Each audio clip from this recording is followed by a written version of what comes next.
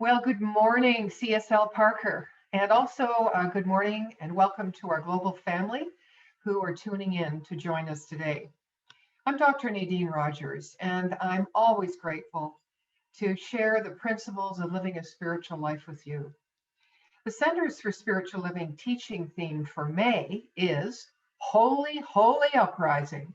That's spelled WHOLLY, HOLY, comma. This is where we get to explore the realization of our true soul capacity through clarity, strength, and courage in support of giving ourselves wholly into life, which has the potential to cause quite the stir. Here at CSL Parker, we learn how to apply practical spirituality in our everyday life based on the teachings of Dr. Ernest Holmes in his work called The Science of Mind and Spirit. He summarizes his teachings as a correlation of the laws of science, opinions of philosophy, and revelations of world religions applied to human needs and the aspirations of man. Now, I'm sure you've heard and probably believe that you live in a spiritual universe, and therefore we are all spiritual beings having this spiritual experience as humans, and that everything we think we need is always right where we are. We learn to be a student with humility and awe in this vast power for good that is within us and within the world. And we come to understand that as we walk each other home, we teach by how we live, and that how we live becomes our prayer. The Center for Spiritual Living honors all faith traditions. So we're going to begin our time together by lighting the candle.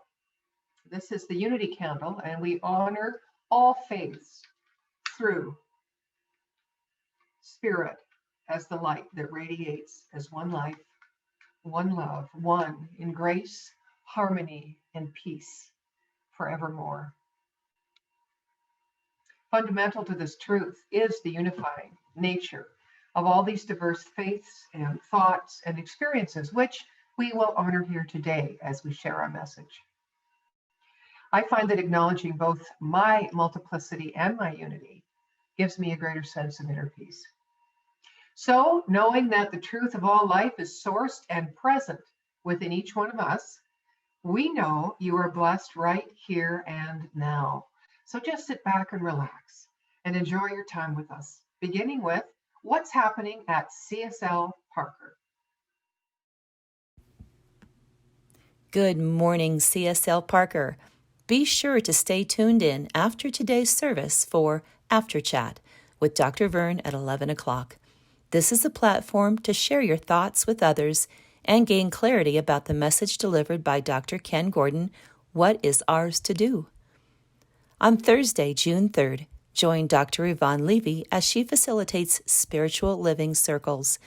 This is a monthly forum discussing new ideas, thoughts, and spiritual connections based upon the Science of Mind magazine readings. Please refer to the e-blast for more information on registering for either 10:30 to 12:30 p.m. and or the 6:30 to 8:30 p.m. group. On Wednesday, June 9th and Wednesday, June 23rd, Reverend Phil hosts Common Ground via Zoom from 7 to 8 p.m.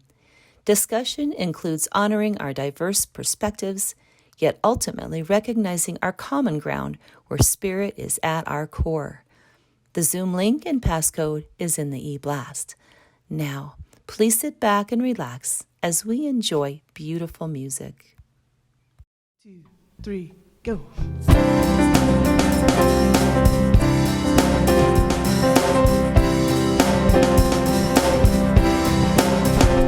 I am whole, I am complete, I lack nothing, I have no need, blessed beyond measure, joy overflows, glorious expression, shining light, sharing love, bringing peace.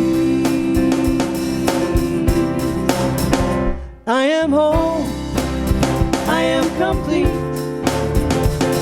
lack nothing, I have no need. Blessed beyond measure, joy overflows, glorious expression, shining light, sharing love, bringing peace.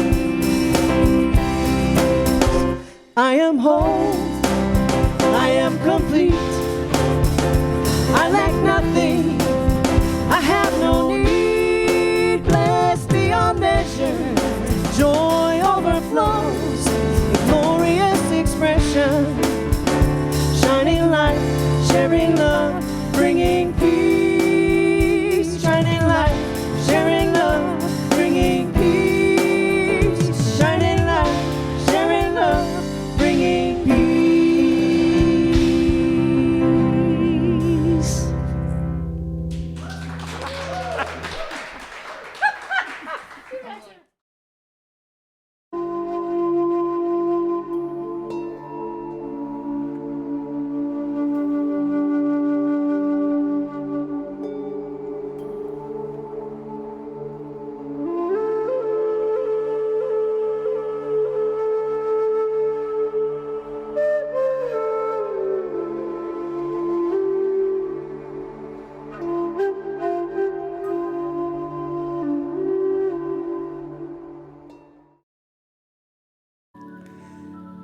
Breathe out completely.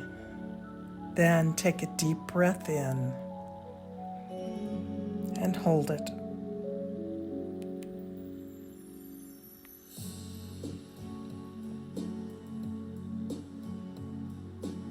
Let it go. As you let it go of all that does not serve you. Now, breathing normally, sink into your chair. Notice as you relax that any tightness in your muscles uncoil, just as strands of a rope. Uncoil and relax.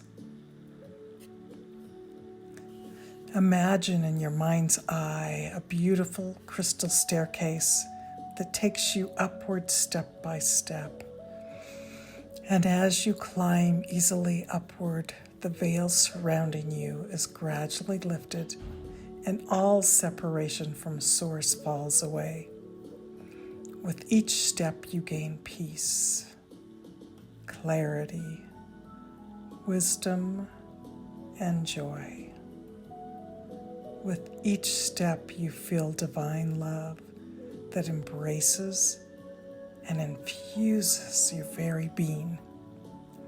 Its essence becomes stronger and more powerful until love permeates the whole of you. At the top of the staircase, you see bright, shimmering, beautiful light streaming from a doorway. And as you look out, you witness your own life stretched out before you. From this higher perspective, you notice that the divine presence is always and has always been everywhere in your life. Divine love permeates the ordinary events of your life, your relationships, every experience and situation. You see divine, holy clarity and wisdom gained from every struggle and every joy. You see love everywhere. You literally see Source, divine Source in everything in your life. All is divine holiness within you, without, and all around. Take a few moments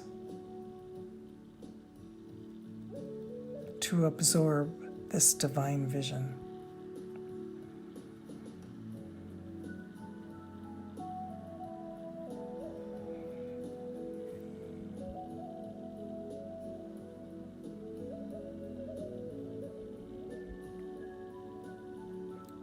one with all of creation, one with all and therefore magnificent in and of yourself, both as an individual and as part of the universal whole, the universal holiness, for you are a sacred being. With great gratitude for the recognition that Divine Source is everywhere present in your life, head back down the staircase, remembering you can climb it anytime you wish to gain a higher perspective. And now, as you come completely back into the room, still wholly connected, body, soul, and spirit with your own holiness, wiggle your hands and feet, come fully into the present with an open receptivity for the rest of today's service. And so it is.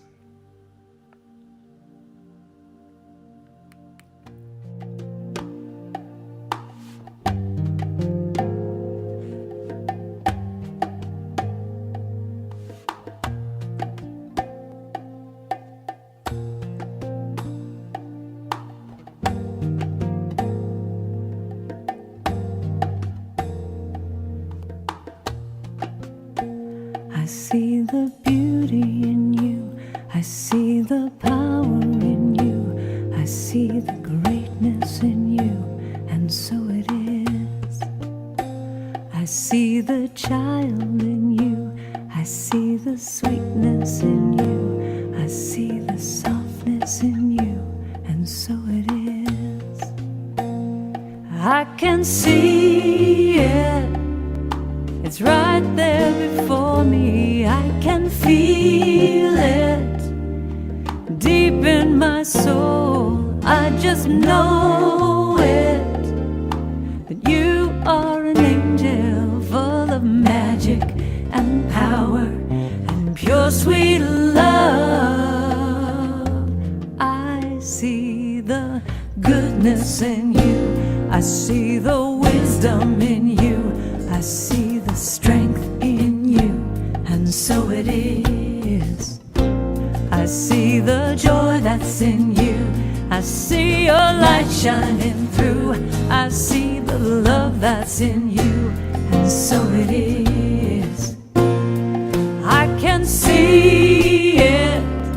It's right there before me. I can feel it deep in my soul. I just know it, that you are an angel full of magic and power and pure sweet love.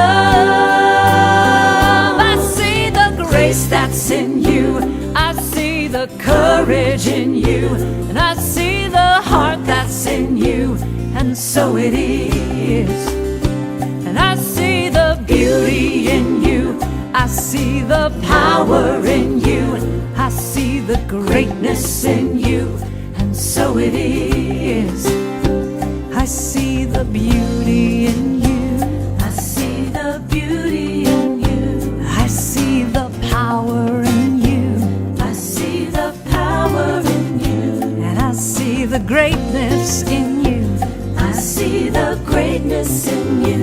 And I see the goodness in you now. I see the goodness in you. And I see the wisdom in you. I see the wisdom in you. Oh, I see your strength, your strength. I see the strength in you. And I see your joy, joy, joy. I see the joy in you. And I see your light shining, light. I see the light in you. And I feel the love that's in you. I see the love in you. And I see the grace that's in you. I see the grace in you. And I see the courage in you. I see the courage in you. And I see the heart in you. I see the heart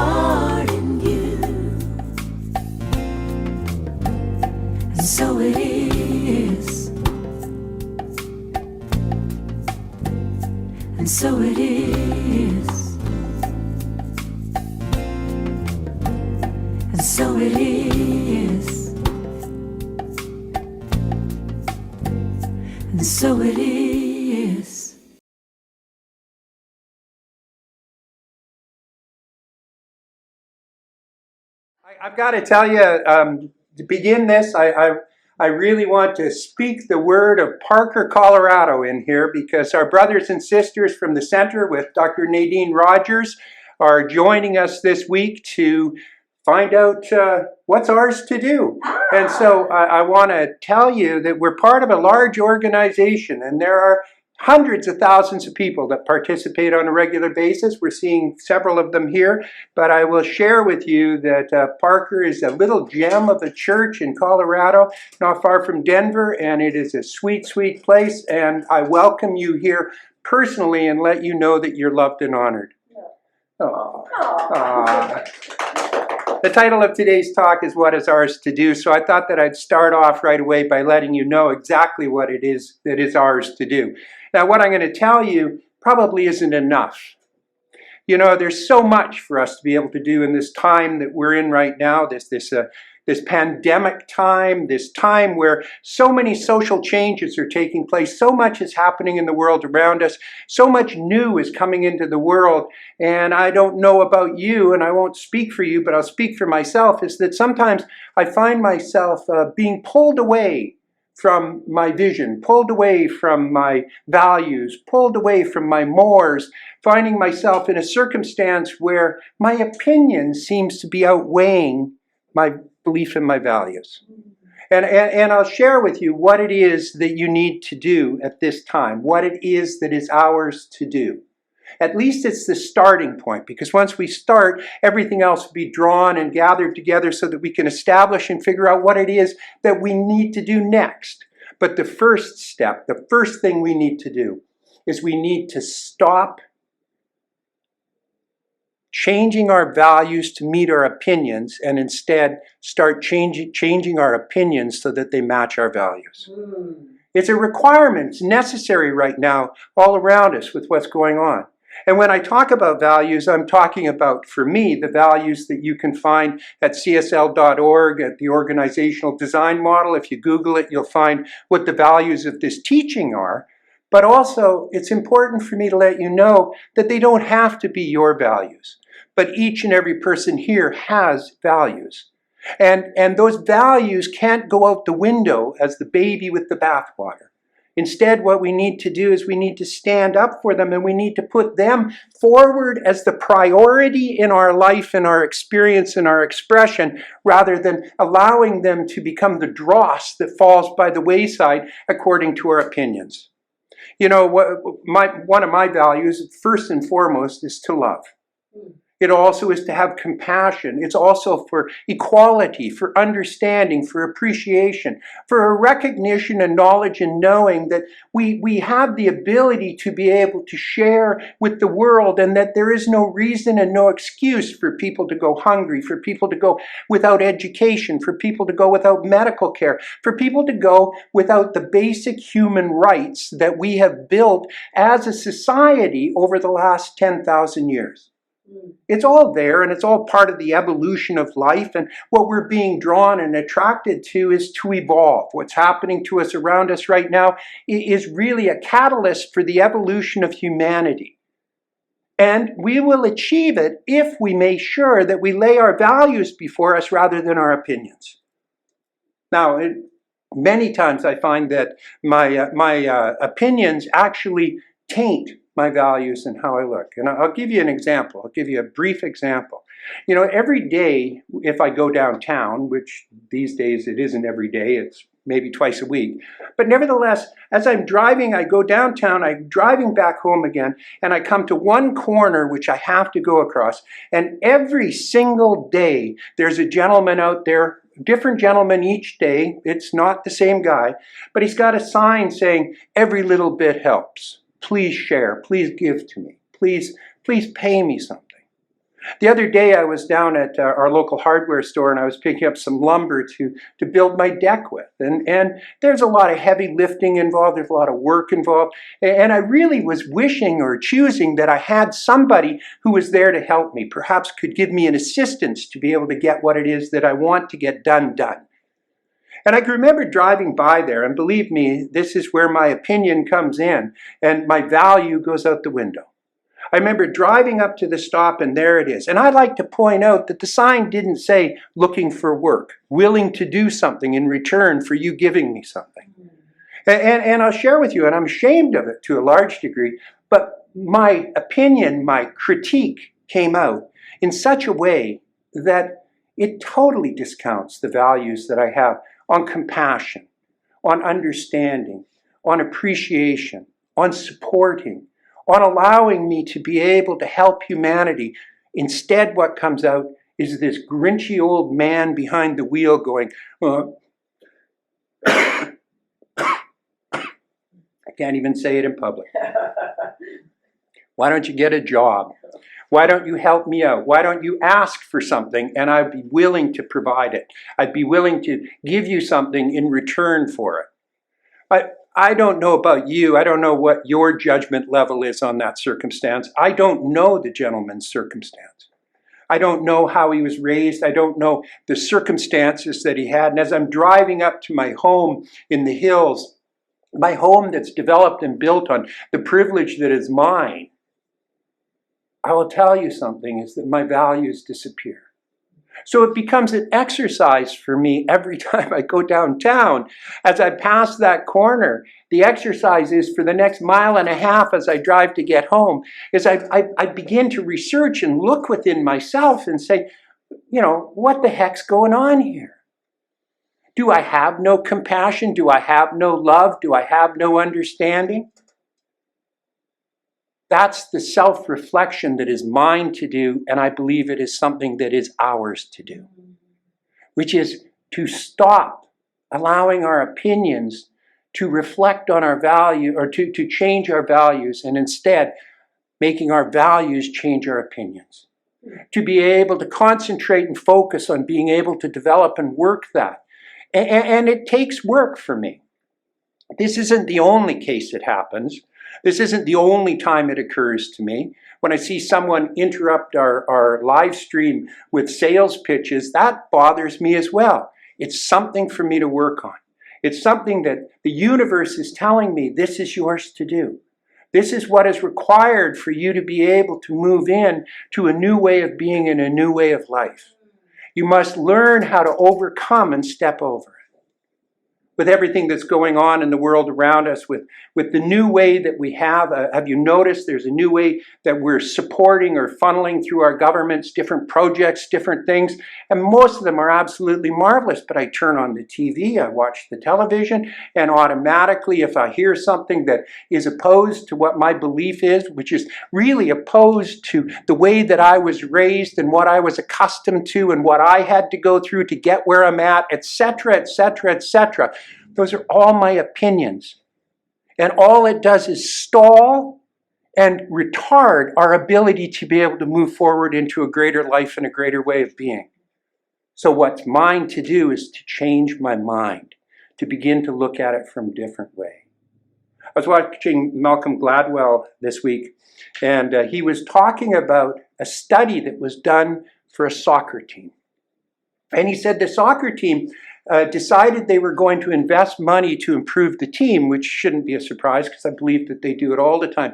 But they contracted to have a study done. And when the study came back, the questions really were, should we spend X amount of money, which is a lot of money, towards developing our strongest players, or should we spend X amount of money developing our weakest players in order to be able to move forward? And Gladwell points out that while you have a lot of multimillionaire soccer players playing at the very high end, that the majority of them probably live a pretty reasonable life with what they get paid at the bottom end. So it's not all just the superstar and what they make, it's also the bottom line. So the study went out and the answer came back. And the answer from the statisticians said this: if you invest X amount of money and hire some new players at the top end of your game, we pretty much can guarantee you that you'll get 3 to 4% increase. Which means basically that if you scored 100 goals last season, odds are if you do that, you're going to score 104 goals in the next season. But If you put the money into the lowest players, if you put your money into the bottom end of that, what you'll find is a 30 to 40% increase.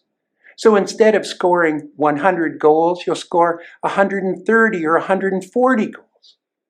The investment in that pathway makes for the bigger picture. It's obvious that there is a requirement for us to be able to do that.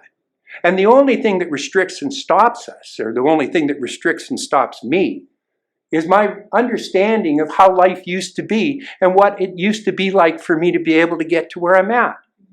We all have our story about how I managed to live into privilege, how I got to where my life was, but I'll share with you, it's only an opinion and it's only a story. The truth is, the difference between the person standing on the corner with the sign and me is zero.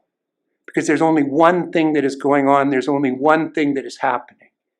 And it's a requirement that we maintain our values and our understanding and appreciation, so that my compassion doesn't fall out the window, so that my ideal of love doesn't fall out the window.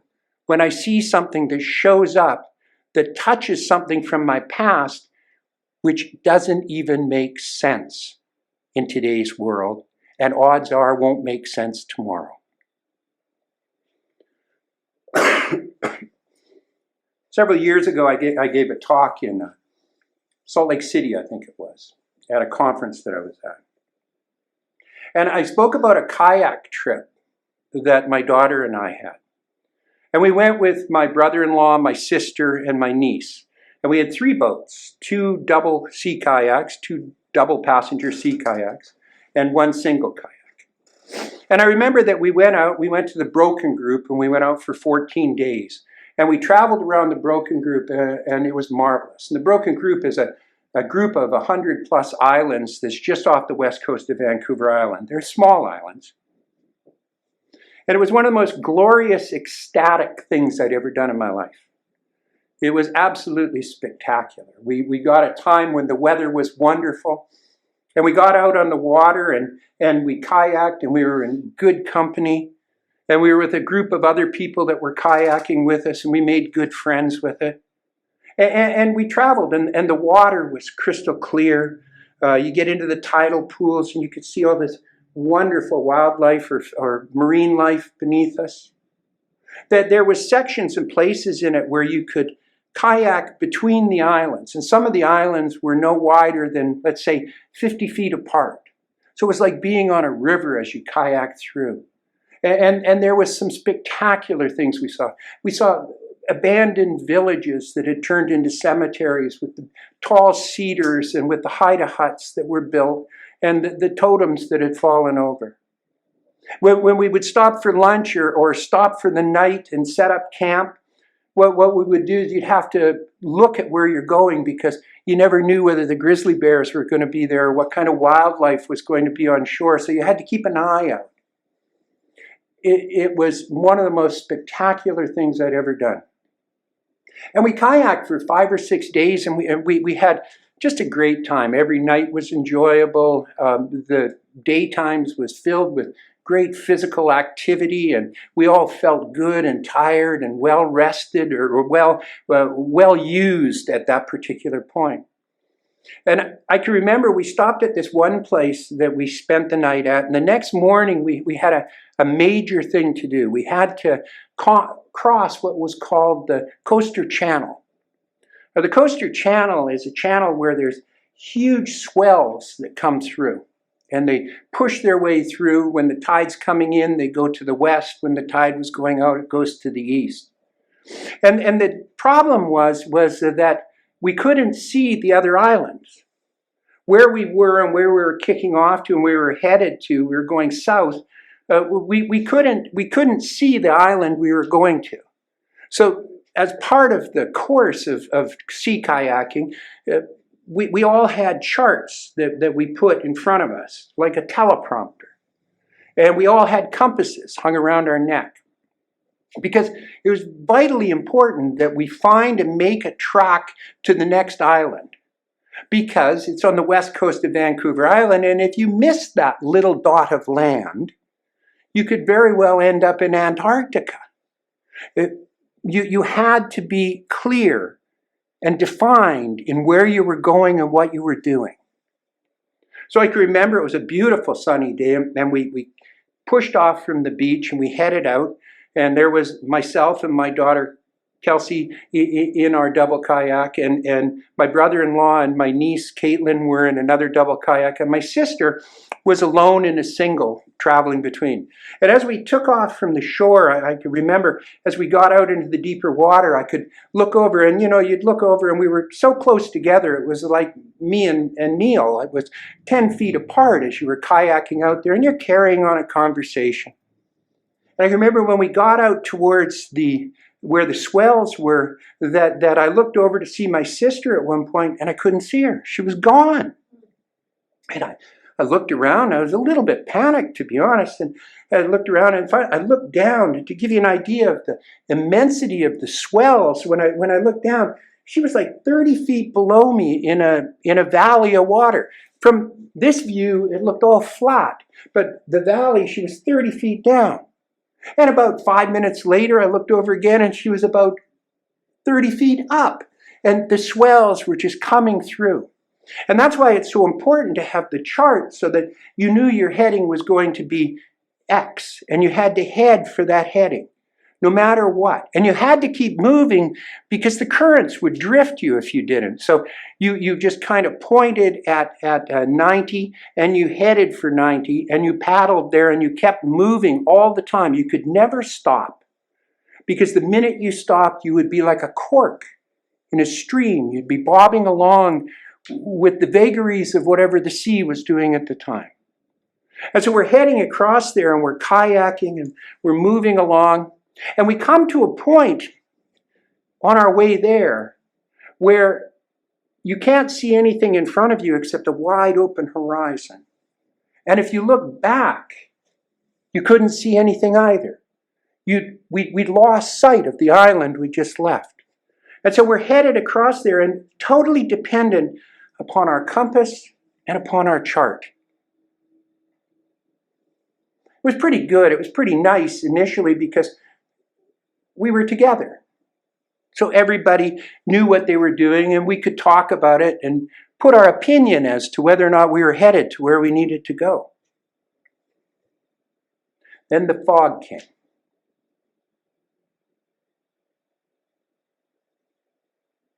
It often does. It just rolls in like a pandemic. And it just absolutely blanks out everything. And we couldn't see each other anymore. We couldn't see 10 feet away. The fog was so thick. I had to get Kelsey to paddle harder so that I could check the compass and check the chart and make sure we were headed in the right direction. I had to put my paddle down because I had to bring the compass up right in front of my face so that I could see it. The fog was so thick. And we just kept paddling. And we headed in the direction we wanted to. But it was terrifying. It was scary. And I remember my sister, who I love and adore, became panicked. I remember she was alone in a single kayak. And so we had to stop, and we had to go back and hook her up and pull her towards the shore in the direction we were going, because she felt alone and adrift. Like she was no longer connected in any way. Even though she might only be 10, 20, 30 feet away, you couldn't see each other. You couldn't feel it. And so we kayaked on. Eventually the fog lifted, and we were right on track. You could see the island off in the distance, and we headed in towards the island, and everybody was mightily relieved. The analogy and the metaphor that I want to make here is that what moves us forward is our values. It's the principles that we adhere to. They become the chart. They're right in front of us. We know that we believe in compassion. We know that we believe in love. We know that we believe in equality. Whether the fog's there or not, those beliefs will take us to the place that we choose to go. Will take us to whatever our vision happens to be. Our vision at the center and my personal vision is a world that works for everyone. So we head towards it constantly and consistently, using the chart as our guide. It's the values and the principles that will keep us going where we need to go. Keep us going as individuals and keep us going as society itself. And the compass, call it what you like, is our faith. We have to trust that it always points in the right direction, that it's always headed to where it is we want to go. And that if we follow it, it will take us there. It will bring us where it is that we choose to go. Once again, I'm not talking and telling you what your values need to be, and I'm not telling you what you need to have faith in. I'm saying that if you follow your faith and you follow your values and clarify your values, what will happen is you will arrive at your destination as a humanity, as a society. We will arrive there, but we will only do it if we don't throw it away and give it up and allow ourselves to bob like corks in a stream. And the opinions that we have are the currents of life that go around us. And they have value and they have validity, but they're not going to get us where we need to go if they are in opposition to our values. So I would recommend that what's ours to do is to stop contorting our values to meet our opinions and instead change our opinions to meet our values.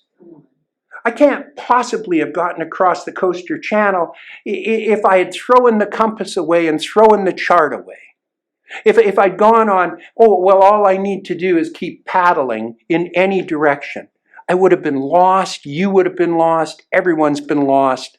The mariners knew that from day one, and spirituality has taught it since the beginning of time. Faith, following the values, will bring it to where we need to go. What is ours to do? Ours is to check our opinions and see if that they actually match our values. And if they don't even think about changing the value of compassion or love or equality. Instead, change the opinion that's wrapped around it. When we do that, we will work as a coordinated whole of humanity to move to a direction that is divine, which is a world that works for everyone. So that's my message for today. I want you to know that you do have values and that they are of value.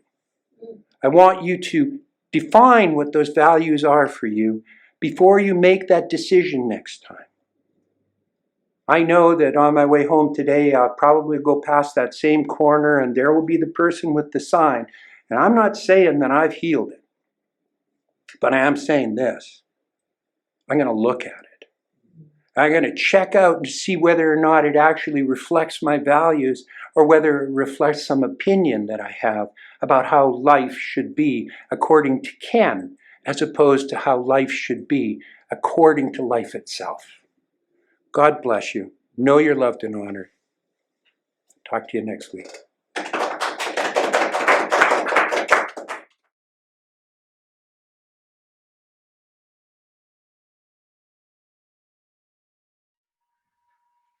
I invite you into a personal investment called Sacred and Faithful Giving, knowing that there is an infinite flow of prosperity and abundance that is operating in and through us at all times, no matter our present circumstances. We can open to expand our consciousness of acceptance by giving with a grateful heart. And you know, when our souls are fed in this way by the practice of giving, we can be certain that our gift blesses both the giver and the receiver many, many times over. And so we receive and appreciate your gifts and your tithes. And we thank you so much for supporting us to remain a vital and thriving center in which all of us can find our spiritual nourishment. So for your convenience, we do provide you with various ways in which to make your donation. You may donate on our website, www.cslparker.org/donate, or via Zelle, or if you are more comfortable mailing in a check, please do so to this office location on your screen. I invite you now to affirm your prosperity through the power of your own word by saying this together with me. I attract all good things into being. The power of my faith enhances my experience of health, relationship, finance, fulfillment, passion, purpose, and joy. The creative source in my life is in a constant state of perfection, freely giving itself as my bounty. And so it is. We're so glad you're connecting with us today, because together we raise the vibrational energy of love and send it out globally to help create a world that works for everyone. And now, please enjoy our offering song.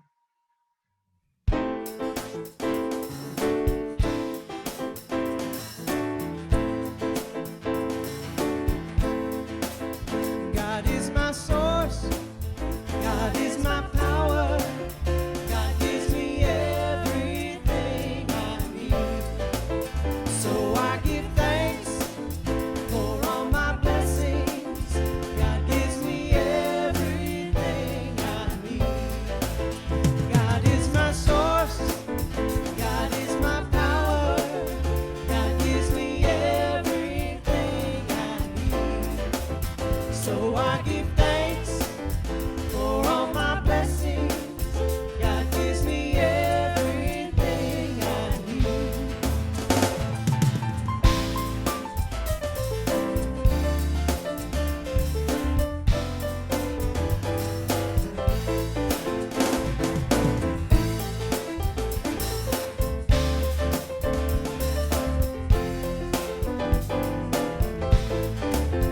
God is my source, God is my power, God gives me everything I need. So I give thanks for all my blessings, God gives me everything I need. God gives me everything I need. God gives me everything I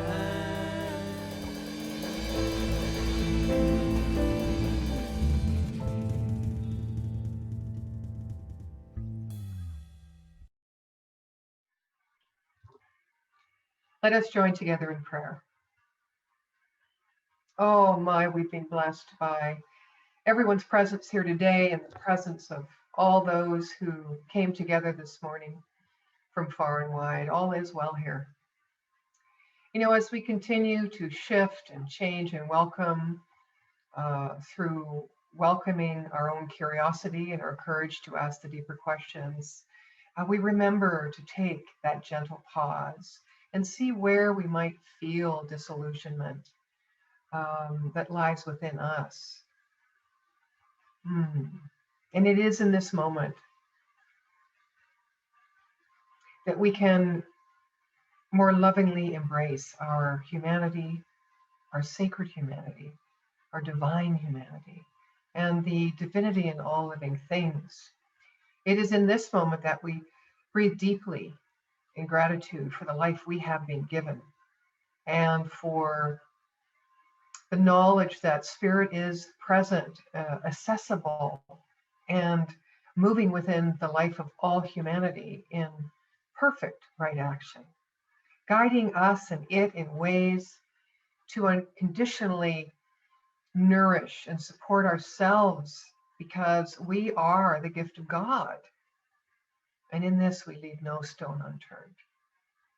We affirm our capacity to live with unparalleled faith in the divine creative process, which unfolds in our lives right now, and joyfully give the fullness of ourselves to whatever and whenever without measure.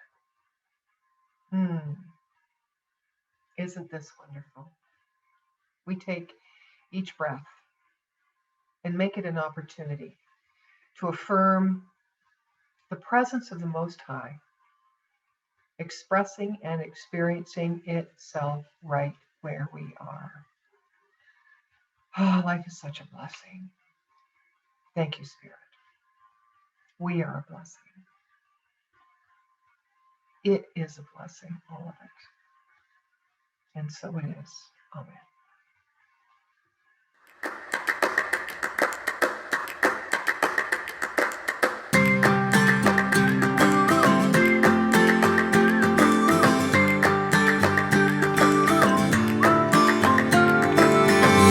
If you love somebody, better tell them why they're here, 'cause they just may run away from you.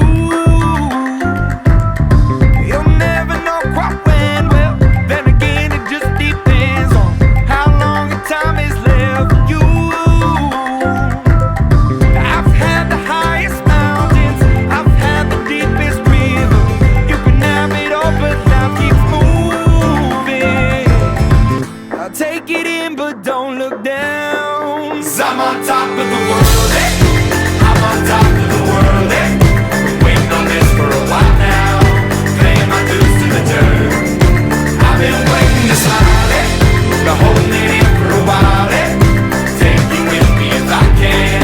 Been dreaming of this since a child. I'm on top of the world. I've tried to cut these corners, tried to take the easy way out. I kept on falling short of something.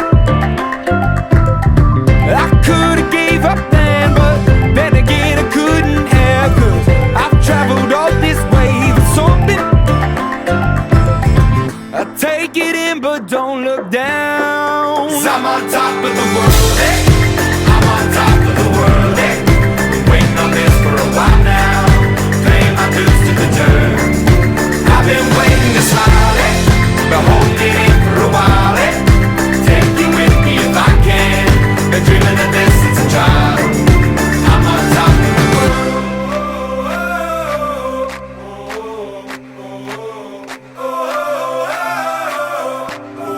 'Cause I'm on top of the world, eh? I'm on top of